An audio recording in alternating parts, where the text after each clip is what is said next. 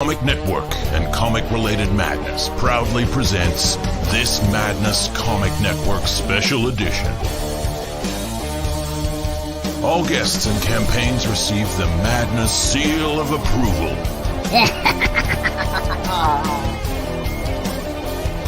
Tune in to our content on Comic Talk with Pops Van Zandt on YouTube.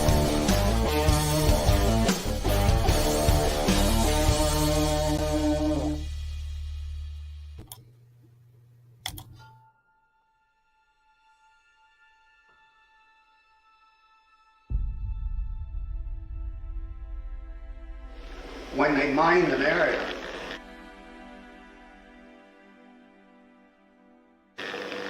they put down yellow tape right across that line. See? And if you walked on the wrong side of that yellow tape, you blew up.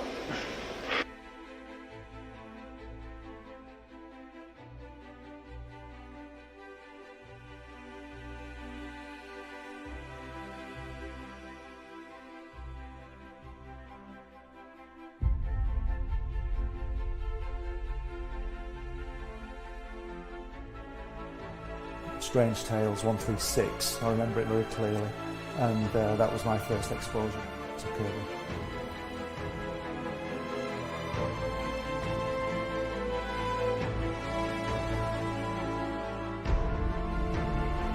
And I wanted to show it to people.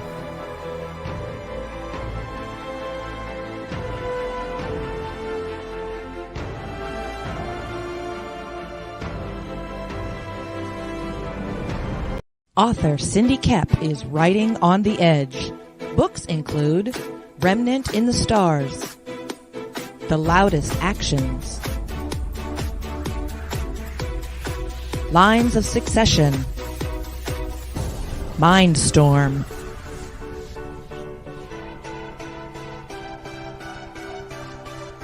Condemned Courier, the Yerushalayim series, and Animal Eye. Find author Cindy Kep at CKOEPP.com today. In a world ravaged by monsters, a new evil has risen, poisoning the land and threatening humanity. Now, the Monster Matador, along with the meanest and baddest kaiju killers, have joined forces to kick its ass.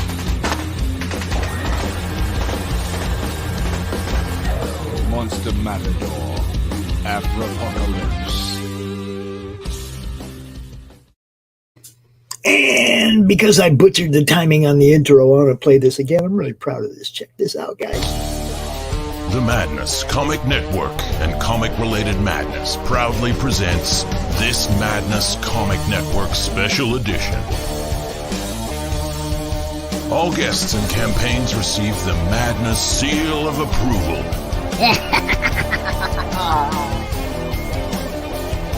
Tune in to our content on Comic Talk with Pops Van Zandt on YouTube.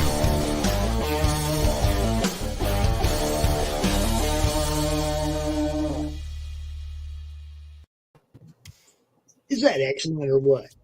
Yes, I love it. Good job. That is the first time we've played the new intro. We got that today. Right on.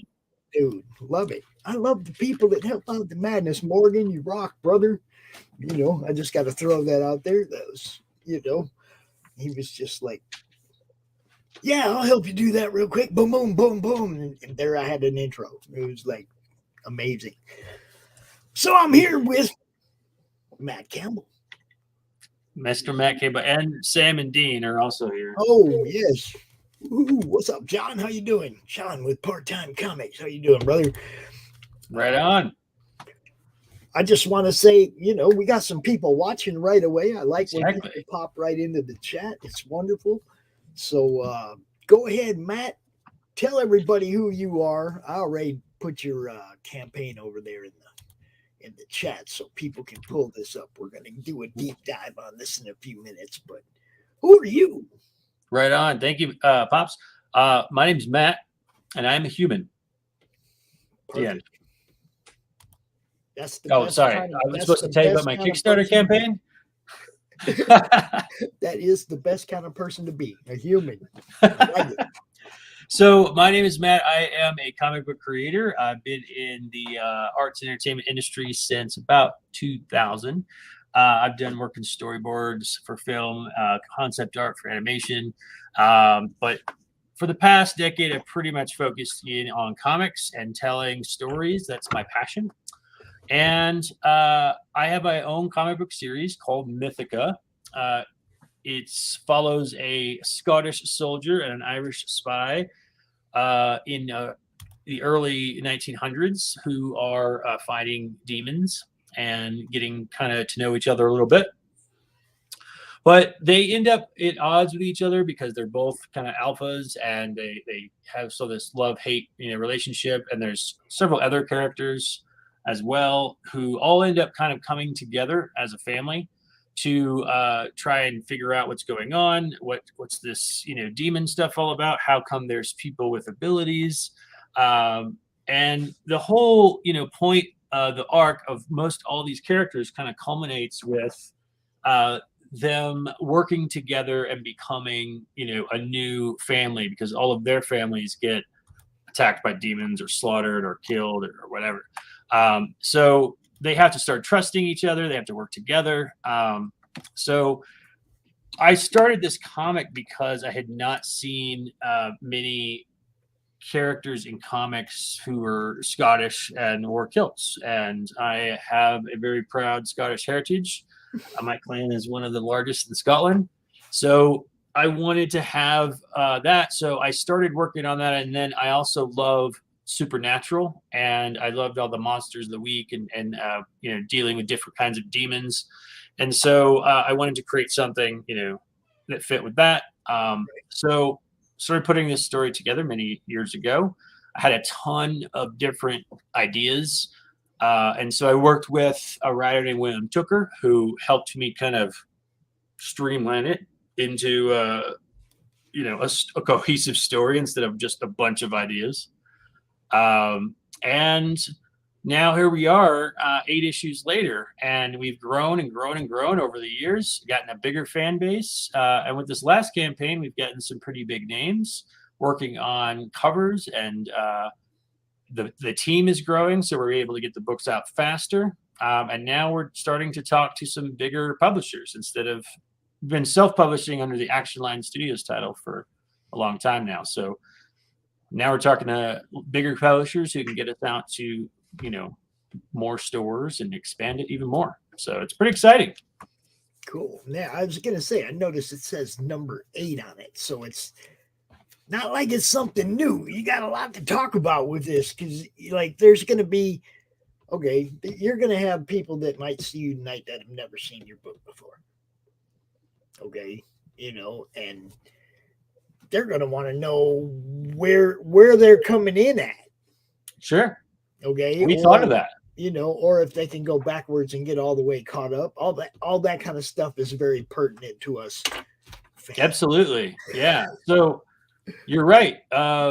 When you see a Kickstarter that says it's number 8, the first question is, how am I going to get the backstory to this? Yes. So in this campaign, we are offering all of the previous issues in both physical and digital formats. So even if you go into the $5 digital issue 8, you can get the digital copies.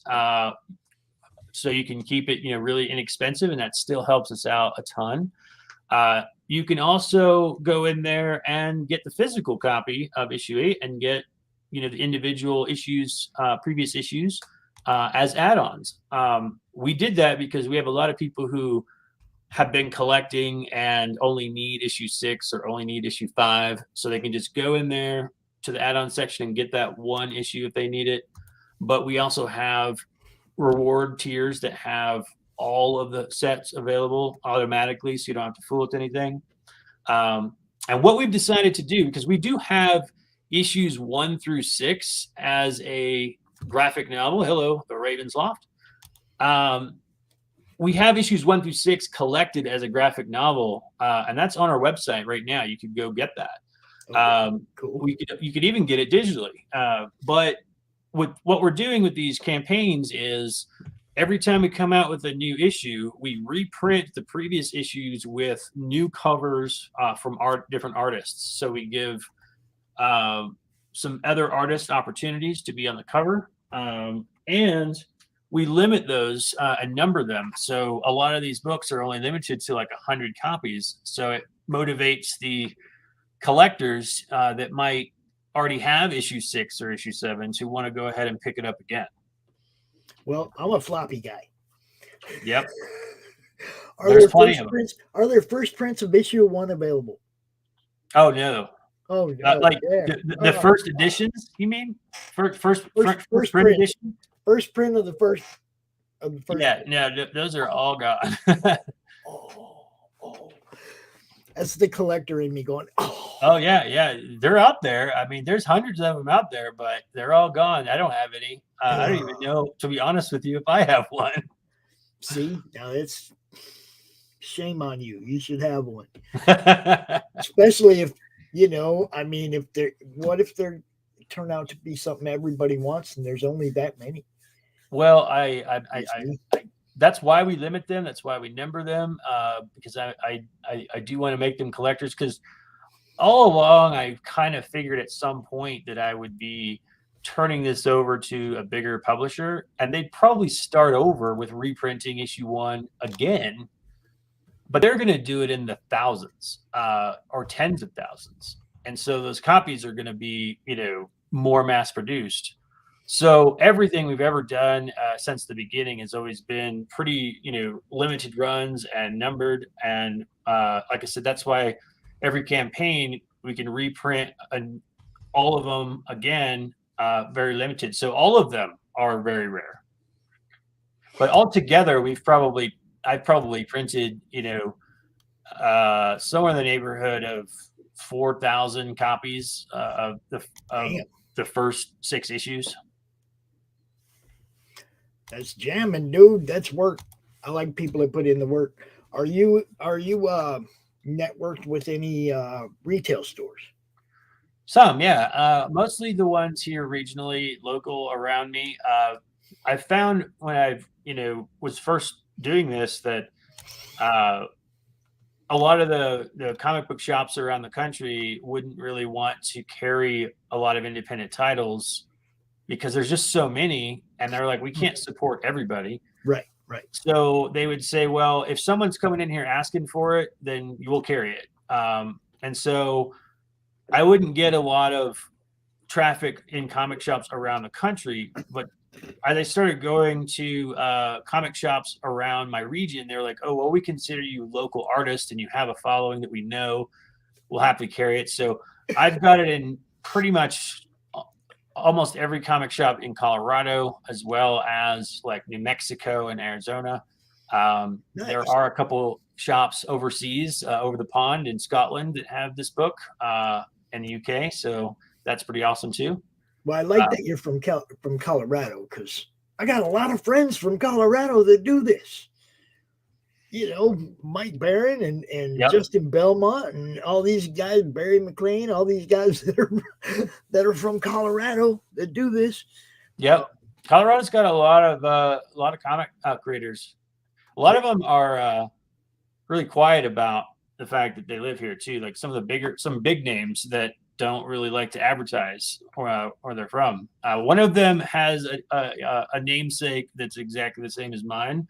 Last name, you might be able to piece that together. Very well-known artist. But yeah, I mean, it's a great community. I like it here.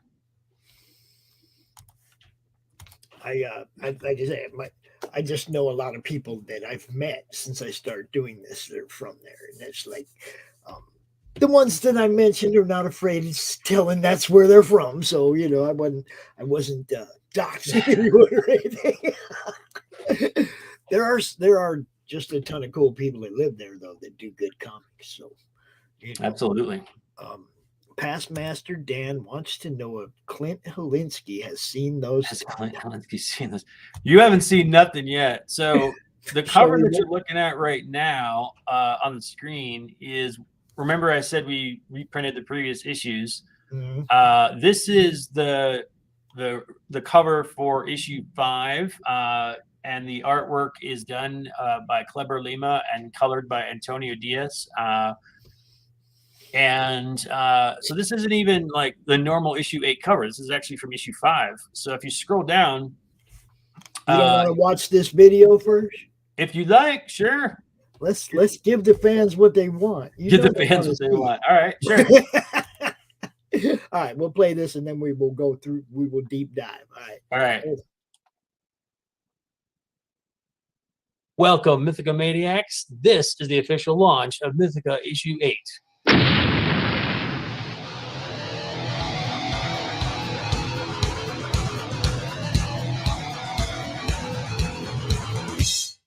All right, Mythica Maniacs, I've got a lot to show you, but first, I want to share some exciting news about the cover. So for this issue of Mythica, I am super grateful and honored to have award-winning colorist Alex Sinclair on the cover. Alex has worked on hundreds of DC books, including Batman and Justice League with Jim Lee. When Alex agreed to collaborate, I immediately got to work on making a cover worthy of Alex's coloring skills. And I'm pretty proud of how it came out. I gotta say, I was not prepared for the awesomeness that Alex would bring. I love how he went with a blood moon instead of a traditional night sky. This cover is gonna be available as a virgin cover, a regular cover, and a holofoil cover. All right, so last campaign, the most popular cover was, of course, the naughty cover, which means, of course, we are gonna have another one this time. Check it out. This cover features Magnus McDraken and Riley Scott, and the colors are being done by the amazing Chuck Michael Obach, who colored this, and this, and this. Now, continuing on the theme of colorists, because teamwork makes the dream work, and I want to bring you the best quality books possible, Robert Nugent has been brought onto the team to do interior colors. With Robert fully crushing it on colors, I am able to focus my efforts into cramming each page with detailed line art, which is one of my favorite things to do. If you're new to Mythica, we have all 7 of the previous issues being reprinted for this campaign with variant covers. Our goal for this campaign is 300 backers, so please check out all the cool rewards below and see which one is right for you, and then do us a favor and share this campaign with your friends. Thank you. Good stuff. Good stuff. I like it. Thanks, man. That was the, I don't have time to do all the fancy animation that I did last time, so I'm just going to jump in front of the camera real quick. No, it's like you got to put forth the information in the video, no matter what it is. I mean, we were talking about this earlier today. Some people are listening to these shows when they're driving. They're not watching. You know, and when I play the video, I like them to know what they're to get something from it, not just be listening. Yeah, sometimes you just see trailers where it's music playing and you have to read all the words, like, you know, coming soon, and you just see a pan of comic book art. And so I was trying to kind of balance that a little bit, having visuals as well as information. And yeah, like you say, you covered it all well with that too. You did a good job of in 2 minutes giving everybody a good idea whether or not they want to scroll farther down. That's what the video is supposed to do. It's at the top of the page. It's supposed to get their attention, right? Exactly. If they watch that 2 minutes and they go, man, they're not scrolling down.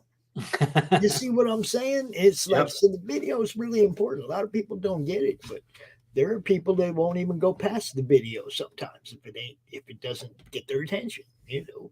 Oh yeah, definitely good work. You got some reviews, some good reviews. Oh, Mile High Comics, Justin, what's up, dude? Yeah, I mean, considering that this is our issue 8, we've had a lot of opportunities to get our book in front of some of these reviews and get some feedback. So there's quite a bit.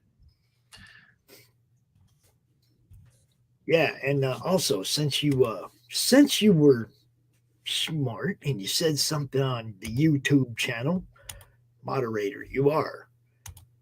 Dan, moderator, you are. Yes. I like to make it easy on you guys to share your links.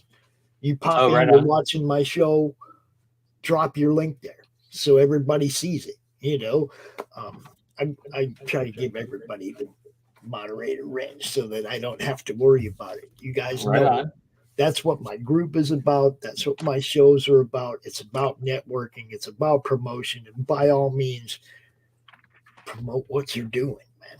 You know, that's just my little quirk. That's my little gift to everybody. It's like I don't ever say, "Oh man, you can't be promoting here." By all means, promote.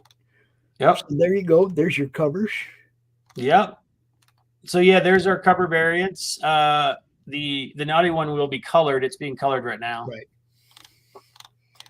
Now, here you go. For those of you who are thinking like I do in the terms of can I get caught up? Here you go, right here. With a new set of covers by different artists. Really?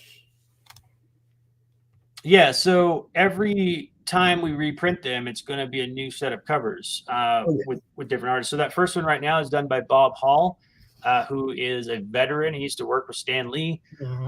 He's done a lot of books for Marvel. And then issue 2 is one that I did with Robert Sears and Tommy Shelton. Issue 3 is done by another Colorado artist named Jason Mintz, who's got a very like cartoony type, that Scotty Young look. Yeah. And so really excited to have him on board to do that one. Little homage on issue 4. Yeah. Nice. And then issue 5 is the one that's on the cover image with Kleber Lima and Antonio Diaz. And then issue 6 is a cover by Skylar, Skylar and Jesse. Skylar is another artist who it's been amazing to watch her go from just completely indie and not really knowing anybody to now working for some really big titles. And she's an amazing artist. And Jesse's an amazing colorist. Jesse also colored the cover for our graphic novel set. He's a great colorist. Nice. And then, of course, we have issue 7 there at the bottom. And then we also, by demand, because everyone was wanting to know, hey, is there any more of the naughty cover from issue 7? We added that to the add-on section. So because you get more bang for your buck with that cover, see? Right. So there were only about 40-something of those left. And so we put it in an add-on section, and a lot of people have added them on. So I'm not exactly sure how many are left now. But you can also, some people are adding it on as a digital, because I put it up there as digital as well. Right. But yeah, that's only going to be around until it's gone. And then below that, you can see that we're getting into the stretch goals. We are only less than $200 away from that stretch goal of 6,000. And that, what I did with that is I partnered with some other creators here on Kickstarter who also have campaigns going on currently. So Immortal Era just launched today, if I'm not mistaken. Their newest issue. This is issue 1, so it's sort of just to whet your appetite a little bit, but they are also several issues in. And then this other one, Electric Sheep, which I just love their tagline of a comic anthology with the soul of Black Mirror and the aesthetics of Love, Death, and Robots. Those are both awesome shows, so that tagline should definitely get some attention. I have that queued up, but I haven't watched it yet. The Love, Death, and Robots. Oh my gosh! I got caught in a stupid show. It's funny though, but I got caught in Norseman. Okay. It's the That's Viking cool. show, but it's like a Monty Python Viking show. Right, right. It is freaking hilarious, man. I'm stuck in it. I can't get away from it now. You know, I have some good stuff queued up, but it was like I was like, okay, what's this one? Because I like all those Viking shows, right? Right. I mean, Last Kingdom and all those shows are awesome. So I thought it was another one of those. And I start watching it, and it was, oh, this is hilarious. I right away I was caught up in the laughter. Y'all gotta Laughter is good medicine, man. y'all gotta remember this is supposed to be about having fun, Yep. being entertained. Okay, yeah, it's funny. I was digging it. So, have fun, everybody. That's what it's about. What Bulletproof Chicken?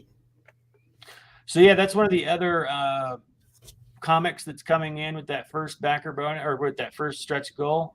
So that's a third one, and the guys that are making that are also launching a Kickstarter right now. It's not Bulletproof Chicken; it's another one, but that was just one of their samples. And so, yeah, that's something that I've really had a lot of fun with this campaign is partnering with other campaigns and exchanging, some extra freebies to give back and forth, like PDFs or something. So it's So let's throw them a bone. What campaign do they have kicking off? What? well, like I said, I'm trying to think of it. The first one we looked at, right above that, is actually launched just yesterday. Immortal Era. Let me see if I can pull it up.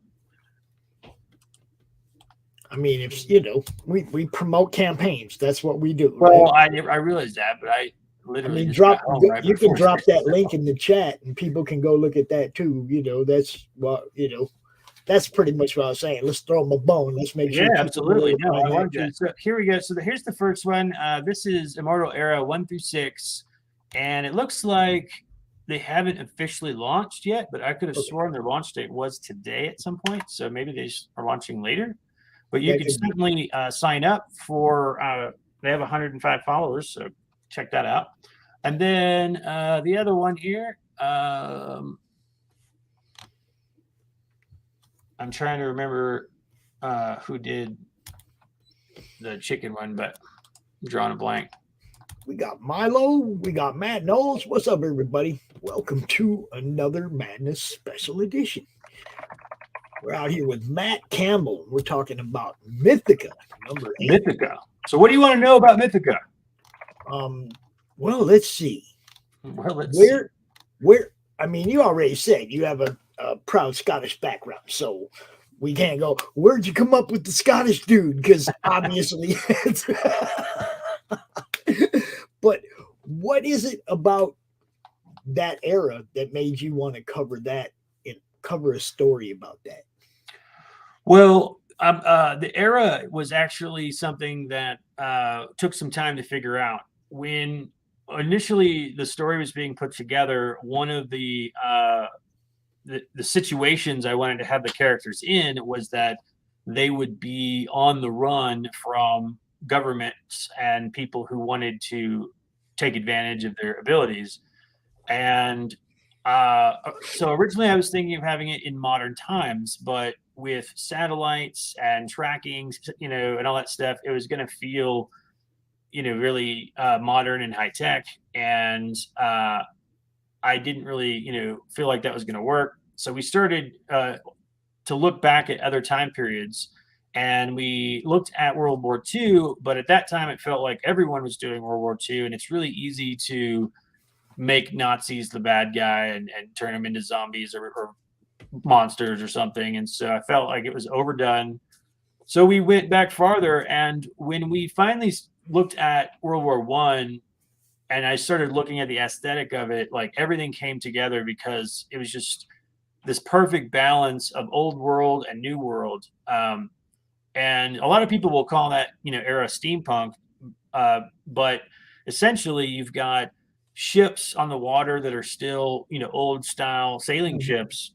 And you've also got submarines and steel battleships now out on the water. You've got people riding around in horse and carriages while cars are now a thing and starting to move around. Yeah, that's our neighborhood, man. Yeah, so it's really fun to play with because you have these clashes of time periods, and I don't really call it a steampunk book, but sometimes it looks like that, and which is kind of fun, you know. There's a lot of Amish communities up around here where we live, so cars and horse-drawn carriages are a normality. You know, you see both all the time. Yeah, to see at the same time, right? Yeah, it's weird, but it's, you know, it's the way it is. It's a clashing of eras. It's kind of weird. So yeah, right now, this story, issues 1 through 6 was the first book, and it introduces the characters. It mostly takes place in Belgium, and the war's kind of going on. Issue 7 started a new arc. So this is the second chapter of that arc. And I'm looking at the cats, dude. Don't mind me. I'm looking at and this one takes place in Scotland. So Magnus brings all these new allies to Scotland with him, thinking it to be a safe place to lay low and figure out what's going on. But they have a false sense of security, and they are attacked by vampires, and they have to deal with that.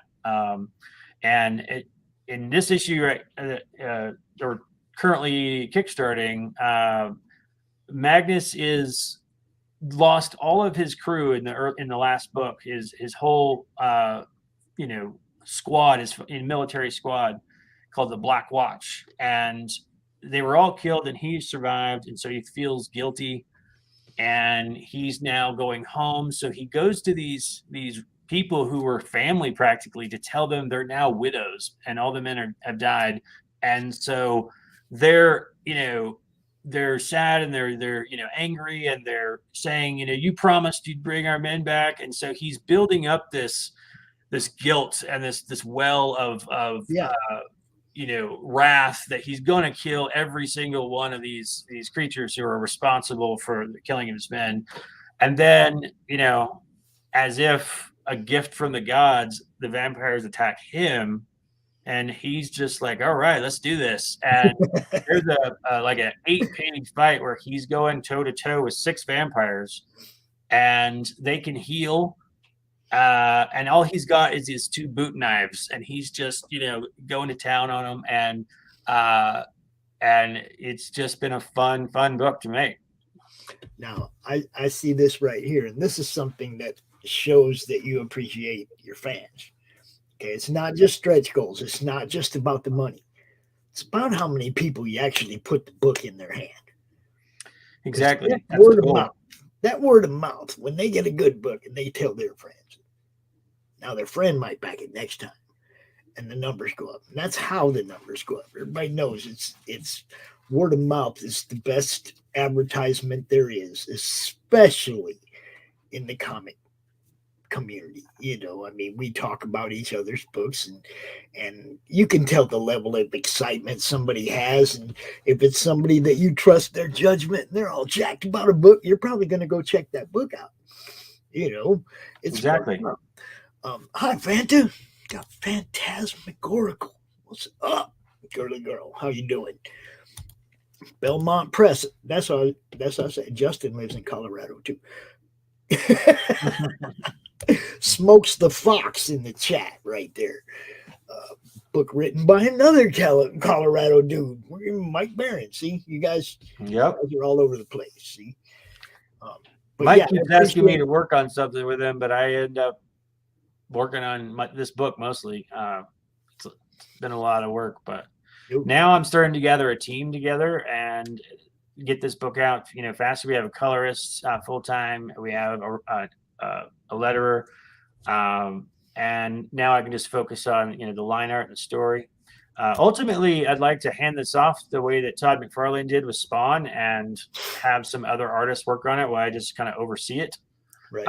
But right now, I'm slowly getting to that point. It's good that you thinking in that terms of, like, You know, maybe I can write 2 or 3 books, get a bunch of people drawing them. You Exactly. know, you Exactly. got to do that. I'm thinking of Paul Gomez. He's been in this world for 5 months. He's doing his 3rd campaign. He's already fulfilled 2. He's been doing this for 5 months. He's a writer. He's got artists doing the work for, you know, the art, and it's like he's fulfilling the campaigns. I'm blown away by dude's work ethic. He just like, you know, he's in the middle of his 3rd campaign. He's been doing this for 5 months.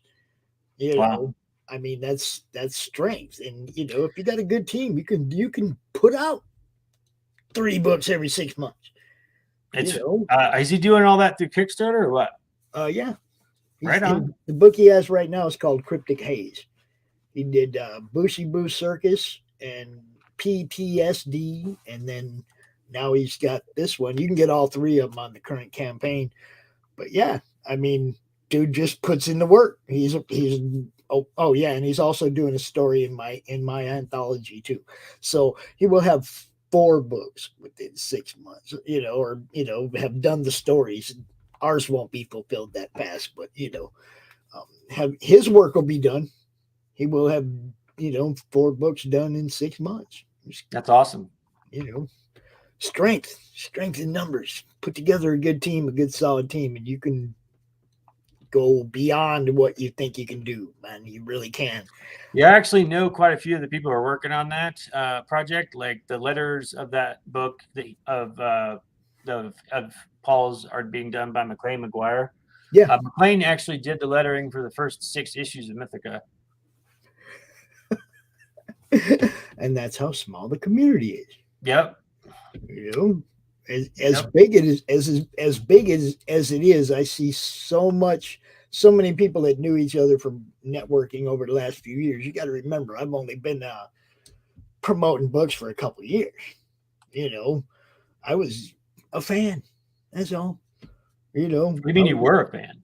Well, I mean, I'm still a fan. I was a huge fan though, and I had a little tiny platform, and COVID shut everything down a couple of years ago. And then it was like, how can I help my friends? You know, they can't set up tables. All the cons are done. They're not going to make no money all summer. Matter of fact, they lost money in some cases because they had paid for tables they didn't get the money back for. Oh, we'll get you next year. We'll get you next year. You know, well, what if there wasn't no con next year? They just took, you know, so most of the people I know were losing money hard during the last 2 years. And all I wanted to do is help them and give them a place where people would see what they're doing, just like we're doing right here. It grew, and now it's like a normal thing. It's like just part of what I do. You know, I want everybody to be successful. I want as many people to see what you're doing as possible. I'll tell you about 2 or 3 other shows to go on after the show here. I'll give you a couple other names. The guy I shared this studio with, RJ at Critical Blast. He has a show. Everybody's got a show. Francis got a show. Landon's got a show. You know. Oh, just so you know, too, I also teach comic book art at the college here in Colorado. And so, you know, you might see some of my students popping in to your shows eventually, because one of them actually got to appear and do a couple of extra pages in my last issue of Mythica, and he's already, like, you know, taking off and doing well. His work is really splattery and has a lot of energy to it, and you can definitely check that out in the previous issue. But the way that we do this class is that I have writers who have submitted 3-page stories. So I got some different genres, different stuff for the students to choose from. Mm-hmm. And then we have them, you know, thumbnail it, do the rough drafts, penciling, and I walk them through all these stages. And then we lettering, and then inking and penciling techniques. And then I send it off to, you know, my publisher. I do the cover, and they get a book in their hand by the time the semester's over. And so they have that in their hands, and they always get really excited about that. And then while the book is being printed in those last 2-3 weeks, I'm spending that time showing them like coloring techniques in Photoshop. But we used to do it where they would try to write their own story and put it in there, but that got to be problematic because they would get caught up in what a story is and like just drag it, it wouldn't really work. And so became much easier to just provide them with some simple scripts. So that ever since we did that, it's worked really well. And I've been doing that now for 5 years. And so far we've printed like 12 or 13 issues of that. So it's been a really a big part of the growing comic community. That's awesome. I like that kind of stuff. And then what I do for anybody that is interested, like Jim Zub from Skull Kickers, if you've ever heard of that, he's a pretty well-known writer who's worked on quite a few other things, but he provided one of our samples, and several other writers. And so what we do is when my students choose his script, I make sure and send him a copy of that particular issue so that he can see what these new and upcoming artists look like with his writing, and give them an opportunity to maybe even get a foot in the door with a writer. So if you're a writer and you might be looking for some new talent coming right out of college, and you would just like to submit a script that might get seen by some more people and connect, you can send me an email at actionlinestudios@gmail. And like I said, it just needs to be 3 pages and usually simple, 1 to 2 characters. What we're looking for usually is in those 3 pages, there's some sort of simple conflict. Like, this character is trying to get from one side of the room to the other and something stands in their way, and is easily resolved. But thank you for sharing the link again. That is Frog G. He is the master wrench. He is the super wrench. He's the guy with the wrench of power. It's Frog G. Oh, I see. It's Frog G. He's one of the great mods out here. He does this for everybody in everybody's channel, whatever show he's watching. If he hears your name or hears the name of your book, he'll be watching a totally different show. He hears your name or he hears the name of your book, and he will drop that link in the chat. He's That's one awesome. of the best. One of the best for sure. I love that image he's got on his profile too. Oh, hold on. There's something I got to do. Let me see. I have something special. Yes. Hail Frog. Hail chat. It's the Frog G trailer, you guys. You can go check this out on YouTube for the book coming out, Operation Wrench. You can go check out the Frog G trailer. Let me get that in the chat. I'll beat Frog to it. I got you, Frog. I got you. Drop that Frog trailer. See? Oh, he got the Operation Wrench. It was a race. Yes, see, he's always dropping links for people. We call him a super wrench. He's awesome. Awesome. But yeah, man. I'll have to check that out. I was going to ask you, I do an open draw stream every Sunday at 1:00 in the afternoon. I'd love for you to bring some of your students out and show us what you show them. When do you do it? Sunday at 1:00 in the afternoon, 1:00 Eastern. All right. I'll touch base with them and see, like, some of them might be working jobs or something. I don't know what their weekend schedules are like, because our classes meet Monday and Tuesday evenings. But yeah, I mean, I'd be happy to jump on sometime and draw. I have the ability to draw. I draw right on my screen over here, my Cintiq. So I usually will live stream and just share my screen. Yeah, but, that's pretty much what we do. We get 6, 7, 8 people out here, and everybody's drawing, and we're just I'm just popping through and pulling up one screen after another, and talking about everybody's projects. It's just a fun little, something different from straight shill, which is mostly what I do is come out here and talk about people's campaigns. Yeah, I can actually show some sneak peeks of some upcoming pages. Oh, hell yes. We like those. Give me a little bit to get set up here. We definitely like sneak peeks. And yes, there's Fanta. Cannot wait for the Frog G book. Yes. That's Jason Bascom from Absolute is working on that.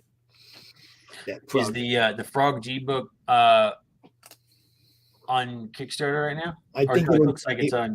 It's going to be on Indiegogo, I think. Yeah. Yeah. All right. So I got a couple here. I'm loading up onto my screen so I can just cycle through them. All right. Everybody send out some healing powers to Doc. Doc fell down his stairs and busted his ribs. What? I mean, he was out shopping. I think when he came home, he slipped down the front steps and smashed his ribs. So, my co-host Doc, I've seen him. Yeah. Come on, man. Just take care of yourself. You're old now, like me. Yes, absolute book 2. Yes, Jason and Ink Spots, I think, are the ones doing that book. Jason Bascom, good dude. All right, so I got a couple things I can share now. So let me get my share screen here up. Get on the right one. I got 3 monitors hooked up. So. I'm trying to get to this one here, the drawing screen. There we go. So this is a couple of different pages, samples from my book. This is just the line art. It is going to be in full color, and I have some colored pages to show too. But I just wanted to show like the level of detail that I put into these. I'm a really big fan of high detail art, and so I really just have a lot of fun. Now, something you asked me earlier was, about the Celtic Scottish character and why, I do that. And obviously it is my heritage. Right. But like I said, one of the reasons that I tried to do this is that I had not seen a lot of characters in comics that wore kilts. After doing this for 8 issues now, I think I'm starting to realize maybe why that is, because as you can see in this, there are lots of folds and lots of pleats. And so you're constantly drawing folds and pleats and patterns in those pleats. And so there's a lot of extra detail. It's kind of reminding me of like Spider-Man's costume. It's super cool, but a lot more work than your average superhero costume. Right. So, yeah, I mean, just even in this little shot here alone, like all these little lines trying to overlap and stuff. But I love it. That's my favorite thing to do. See, I'm a huge fan of line art. I mean, I love color, don't get me wrong. But sometimes you'll notice that color will wash out some of the lines or dominate some of the lines. And it's like, man, whenever I see that, it's like, I just want to see the black and white of it now. Yeah. Because it's like sometimes the color just dominates the actual art. It's like, oh, hold up now, what'd that look like before they put color all over it? Well, actually, now that you mentioned that, that's something that we are doing this time that I've never done before, which is I have on this campaign an artist edition of this issue 8, which is nothing but line art from beginning to end, and then the lettering. There's no colors in it at all. And that's one of the options that we have available that you can get as a tier or just as an add-on. Because a lot of people were saying they just, wanted to look at that line art. So yeah, there's another action page there. As you can see, this is a brutal comic. This is probably one of the more brutal pages. So he rips this tool out of her hand and impales her with it. Yeah, I like it. And then bends it and shoves it in her face. Frog G pops in there. He said, "This guy's good. Ask him about bulletproof chicken sometime." We already talked about that. We did. Yes, we did talk about that a little bit, Frog, already. Oh, I like it right in the eye. Eyeball pops out to the right. That's good stuff. Yep. So that's some of the line art, and then I'll also show you some of the coloring and what Robert has brought to the table with his coloring. So where's that Robert colors? Large. So here is the first page that he ever colored, which kind of set the tone for how awesome I knew he was. And I'll start shutting down some of these so it doesn't take up as much space. But so this page here is the one that I was sending out to colorists to do tests on. And a lot of the colorists just really didn't get it the way that I wanted to. But Robert really nailed the kind of gray overcast skies of Scotland while still having some vibrant color in there and balancing the two out. And that's what I was looking for, is someone who could really understand that I don't want it to look like a superhero comic. I do want color, but I don't want it to feel like, bright and neon all the time. Right. And it is World War I. It's, gritty, and there's, we're in Scotland, so it's gray and overcast. So here's another page that's now starting to get into fighting with the demons.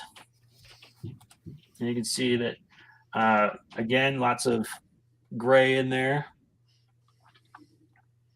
Yeah, this is really nice.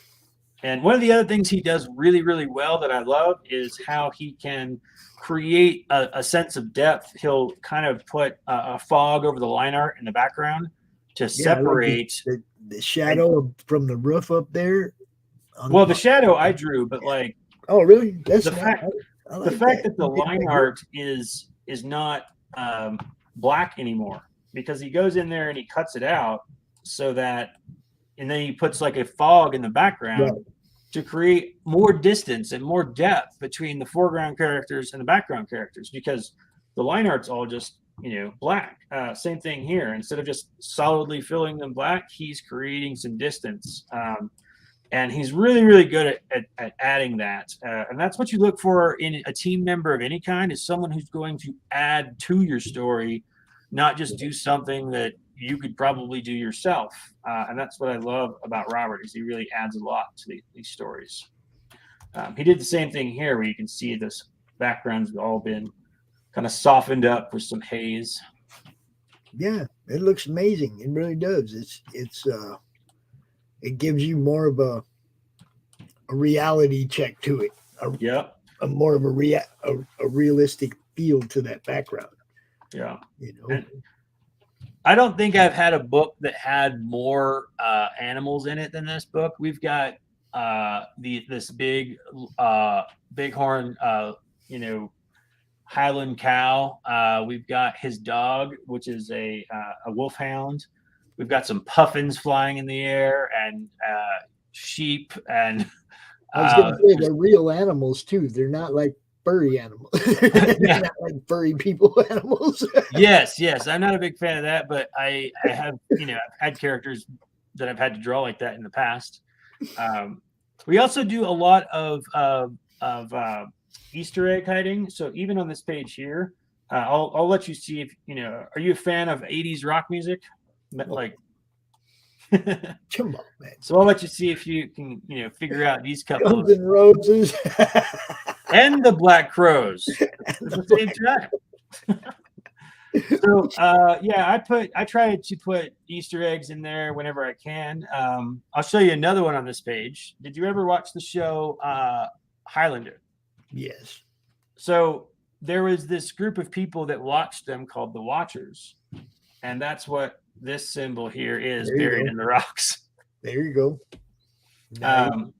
Some of these are hard to see unless you get to like the larger digital versions or something, but still, I love doing that. It's fun. I throw that in when I'm drawing. I've been doing that since issue 1. So there's like Easter eggs to find all the way through these. I'm a huge fan of Easter eggs, and I'll tell you why. You can read 5, 6, 7 pages of a book and see an Easter egg. Damn, now I got to go back and read it all over again. Exactly. Right? Because I might have missed one. Now I'm looking for Easter eggs. It's a totally different hunt then. Now we're reading the comic, but we're checking the walls behind everybody. We're looking at every sign. We're looking at everything, a Coke can or whatever, anything on the ground. Now we're looking at the whole thing as opposed to just reading the story and going panel to panel. Easter eggs make people look at all of your art, not just breeze through your story. I mean, Yeah, for me, it makes me go look really close now because I don't want to miss anything. Yeah, I really enjoy all the stuff that we've been doing on this book, and it just keeps getting better. I mean, this is my passion project, so when I work on it, I'm definitely like giving it my all. Excellent, because that's what we want. Look, I'll wait an extra couple months if somebody's giving me the best they can give me. I'd rather get the best you got than a rushed project. Know what I mean? And hey, anybody that's a real comic fan is the same way. Yes, Milo at Psycho Blab. That dude, I got to meet him at the con. I got to meet him at a couple of cons actually. Bought some of the old ash cans from his stuff too. Another, entertaining set of books. People don't understand, man. It's about entertainment. Sometimes you just got to let people laugh and have a good time. This stuff looks great though, because you want to have a hero you can relate to. That's not the same old hero that everybody else is doing or whatever you like. When you come across something that's unique, something that stands out, Well, one of the things we talk about in my comic class a lot is that ever since I've been, working in the entertainment industry, there's always been, people who come up with a premise who's like, I have a character who can do this, or I have this post-apocalyptic situation. And those are not stories. Those are premises. They set up the situation. They set up the, whatever, but there's not a journey there. Stories are about a character's journey to grow and to learn something. Mm-hmm. And so that's what all of these characters center around is when I work on these stories, what I do is I have all the major characters arcs across the top of the spreadsheet. So for instance, Magnus's arc is to go from being vengeance driven to learning to work with this new group of people and trust them and become their leader instead of just trying to do everything himself. Thanks for stopping by, Frog. He's off to another show to drop links. That's what he does. But, then, there will be another character and so on and so forth. And they've all got their own arcs that they're trying to do.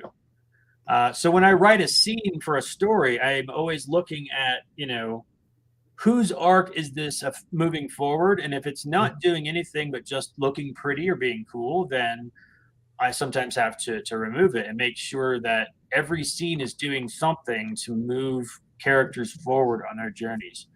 I see a lot of people who just have cool comics, who have cool looking characters, and every panel they're like superpose, they're always doing stuff like, they could be like ordering groceries at the store and they're just like, and you're like, dude, it's what are they really trying to achieve here? And then you got characters like mine. I love it.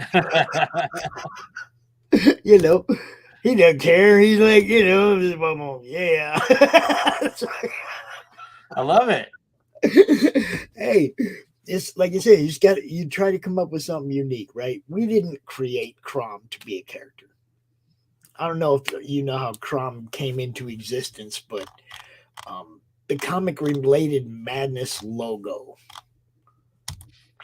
The guy won the logo contest for the Facebook group with this drawing right here, with this logo. This is our logo, right?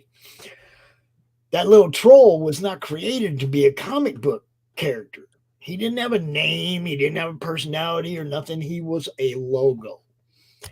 Well, the people demanded, and now he has a personality, and we are going to, create a cromniverse around him. And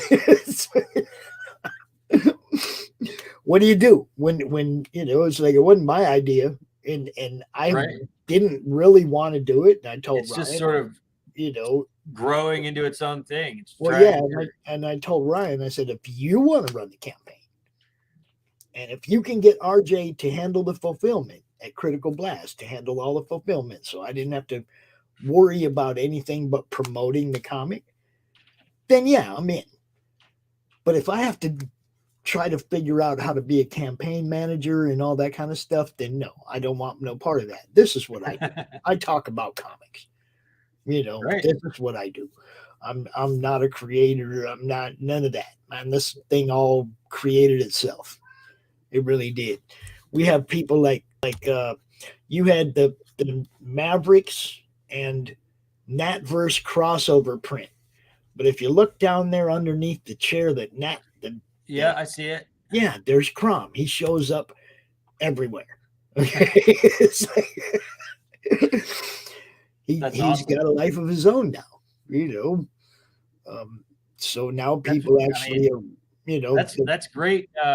Great publicity too. Just well, the whole thing was for me, it was just another tool to get people. It's every story is a crossover with like your IP and Crom. Okay, so there's 13 stories in the anthology from anywhere from 6 to 10, 12 pages, so it's going to be a thick book. We already got 13 stories and over 20 people involved.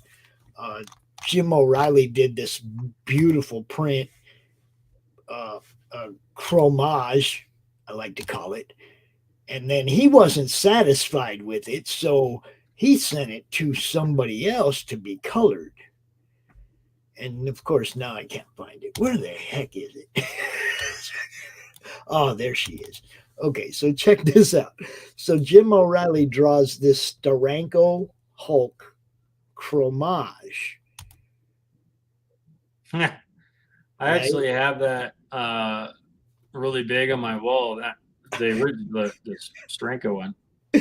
So there's Crom, That's awesome. and he wasn't satisfied with it, so he sent it to Edwin Badillo to be colored. It's That's like great. it comes back on fire. I'm like, oh, this is beautiful. And then he's like, yeah, do whatever you want. Okay, well, that's the early bird print. If you sign up for the Enter the Cromniverse anthology and you back a physical tier, you will get one of those. Oh, that's awesome. I love that kind of cross promotion stuff. Yes. There's been a lot of groups trying to pop up. One of the ones that I've been really active with lately is the comic book crossover 2022, I think it's called. And everybody's just in there in this group, like sharing like books, sharing techniques, trying to just do what we can to help each other get our books out. And that's how the reward came along, is that everyone had a spreadsheet and everyone knows when our different campaigns launch, and we started sharing PDF files to have in our reward tiers. Right.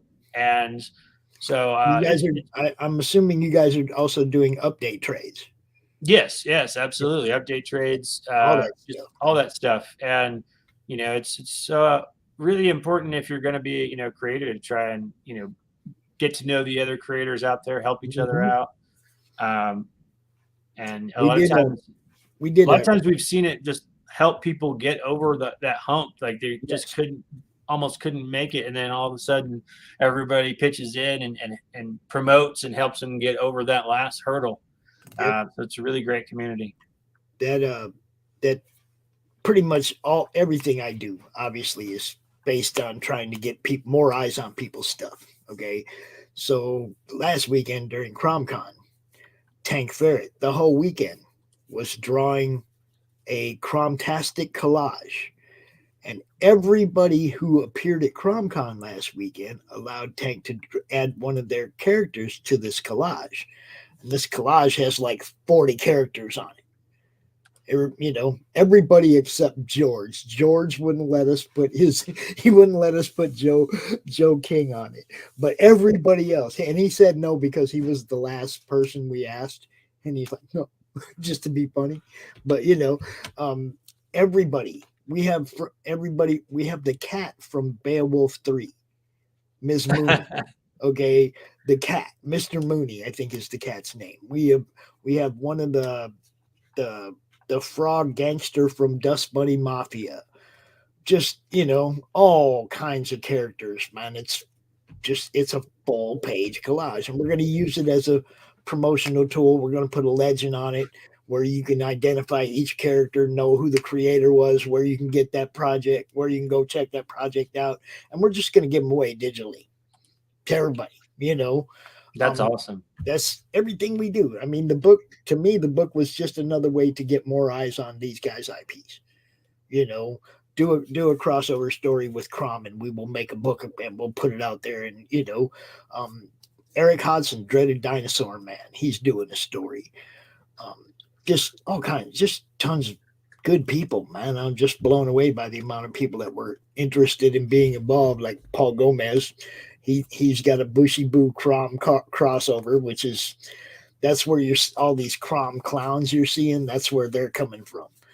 Manny and Edwin are drawing all the Crom clowns from the Bushy Boo crossover, and that's, you know, there's so much cool art coming out of this story or out of this book. Everybody's different versions of Crom, you know. Right. So it's a blast, man. Daphne Lage did a print for us.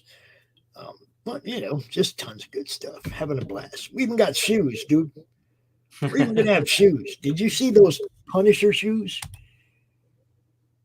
No, I didn't see those. Wow. Look at those. Are those cool or what? Yeah. I'm gonna have Crom shoes. Get some Crom shoes. There you go. Yeah, Right Mike Barron saw those shoes, and now that guy's making him a pair. No, well, that's a good person to have Punisher shoes. Yeah, so that's the kind of stuff we're into, man. Just promotion. Yep. Wait a minute. CromCon. I was going to have a screen back there, but it didn't work. So Right on. Matt, it was great meeting you, Matt. I ain't going to keep you out here all night, but I'll leave this up on as a featured video on the YouTube channel until the next time I do a show. So, all right. Yeah. Thank you so much. You're going to get some replay views. So, talking to those replay viewers, look, in the description is the link to his book. Go check it out, because I don't know if the chat plays when you watch it on replay or not, but it's in the description. Click on it. Go check out his book. You'll like it. I promise. You can get the past issues. You can get totally caught up. You can get a graphic novel 1 through 6. Right. All of it. Digital. There's only 12 days left, and we are about to hit another stretch goal. So you can get all these extra goodies by joining now. And you're almost at the 150. Did you have a 150 backer reward? I did, yeah. So Okay. at that, Almost everyone's at that going to get a print of Skylar's cover.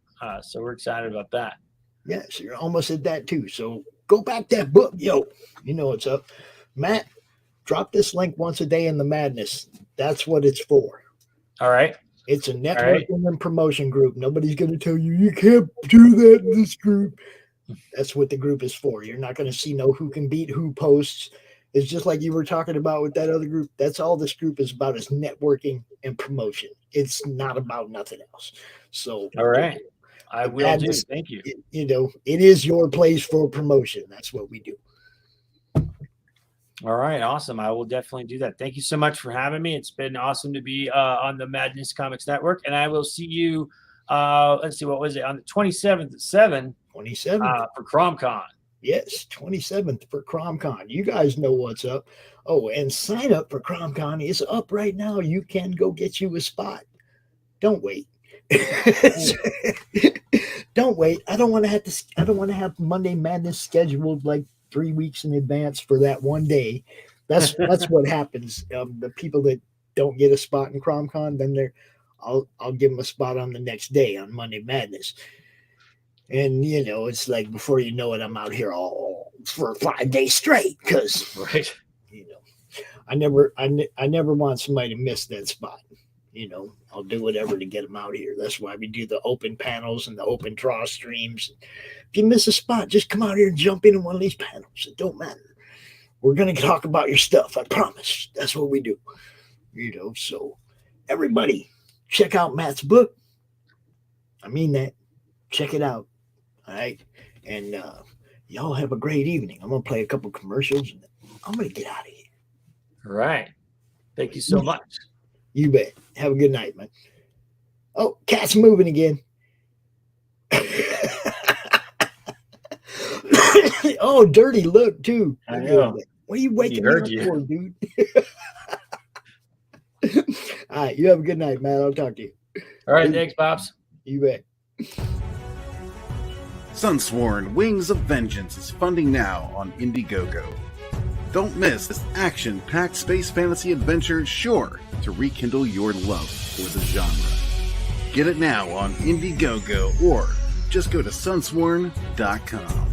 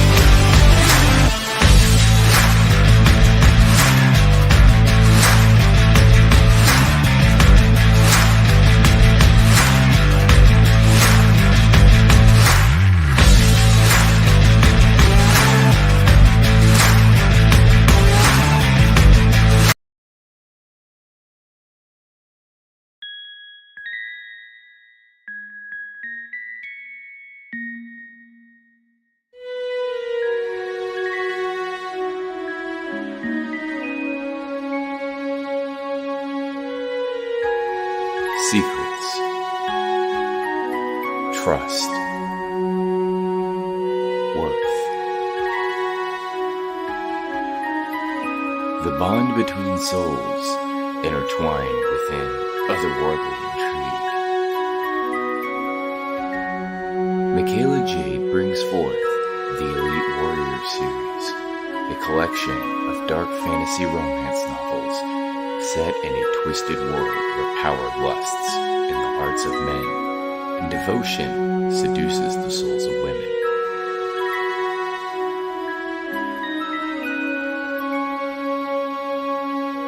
Warrior's Secret, Warrior's Trust, and Warrior's Worth. Available now at authormichaelajade.com.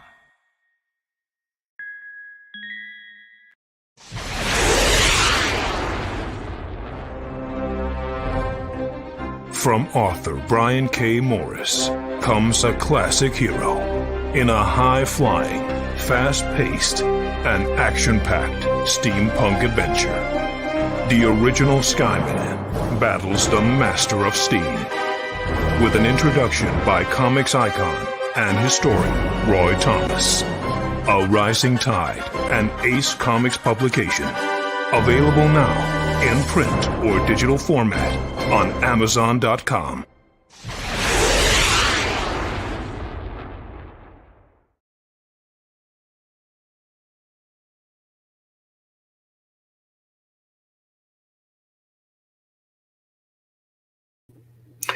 Sign up is live right now for CromCon 23.